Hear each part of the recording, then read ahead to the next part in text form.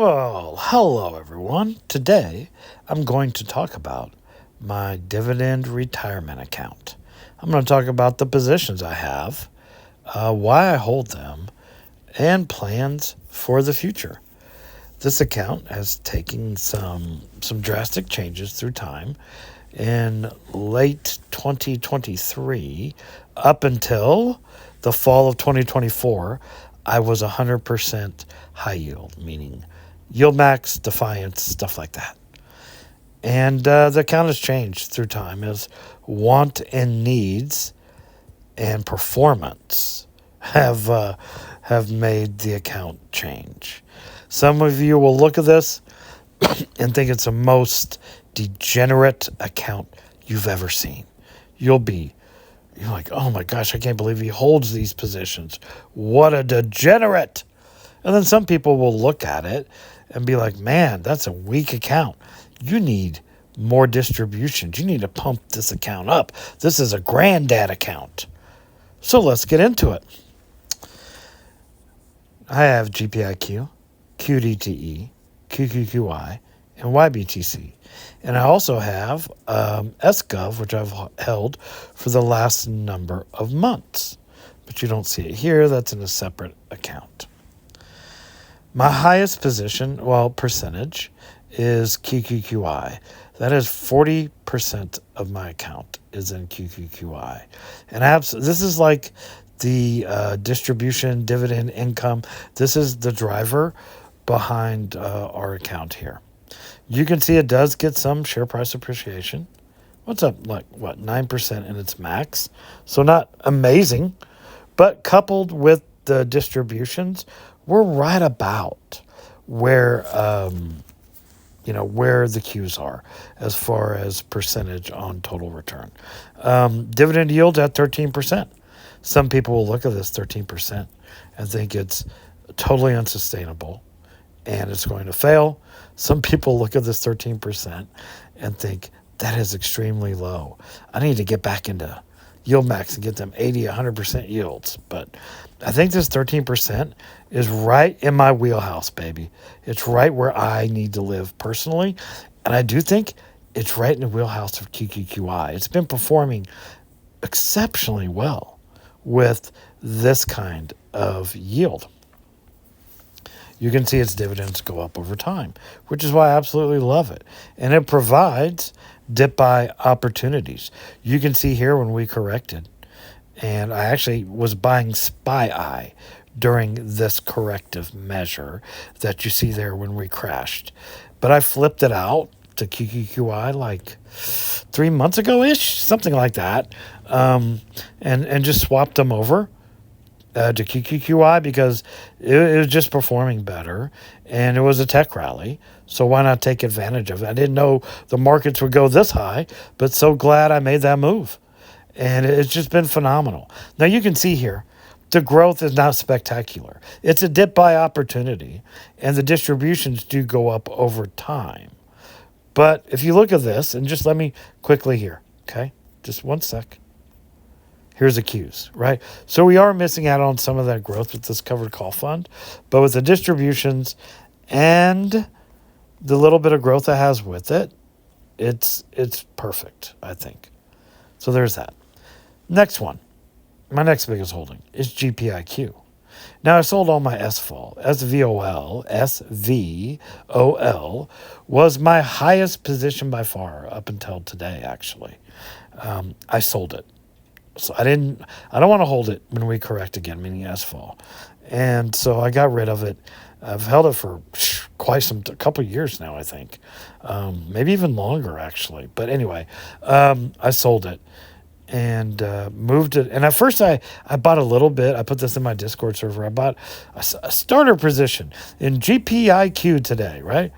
Well, I said screw it. And I just pretty much dumped the majority of everything I sold into GPIQ. So now it is my second largest holding. And I really love this thing. I've been watching these Goldman Sachs here for quite some time. And just the way they recover. Look at the recovery. Just absolutely gorgeous. Up 35%. It's max. So that's great. Fantastic. You get some share price appreciation. It pays a 9% yield. Of course, some people will look at that and think that's probably unsustainable. And then there are other people look at that and be like, that's a horrible, it's not 100%. It's not worth me getting. Just depends on where you're at in your life, I guess. But yeah, I'm really happy. Like this 13% wheelhouse is like where I want to live. I love the share price appreciation. And I love that the distributions go up over time.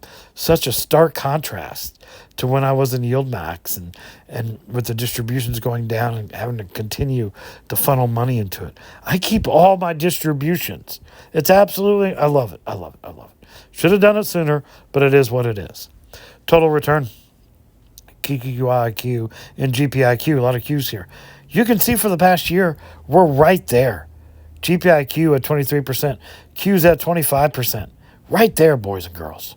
So yeah, I love it. I mean, we're performing right at market level underneath it, of course, but that's fine. That's for me, that's absolutely fine. And I think that's sustainable. More importantly, sustainable long term. That's what's important to me. 20% of my account is in this bad boy. Now, look at this chart. It's wretched, I tell you. Wretched. Max down 22% over time. Share price. How is that? While the market has been ripping? What? Not a good sign. Pays a 36% yield. Unsustainable, I would say. Wouldn't you say that's fair? 36% is definitely unsustainable long term. However, this thing has been an absolute beast. An absolute beast. Okay, right here, you can see the distributions have been flat. They haven't been rising. They haven't been declining either, but you'd like to see those, at least I would, like to see those distributions rising over time. We're not getting that. Here's a chart. So look at the chart right here. It's not the Qs, right? And so when we correct, for me, this is going to be problematic. I have my stop loss right above 34. I have my limit sell, good to cancel, extended hours, the whole nine, right? So if we start correcting or crashing, at least, it'll be barely above my average cost.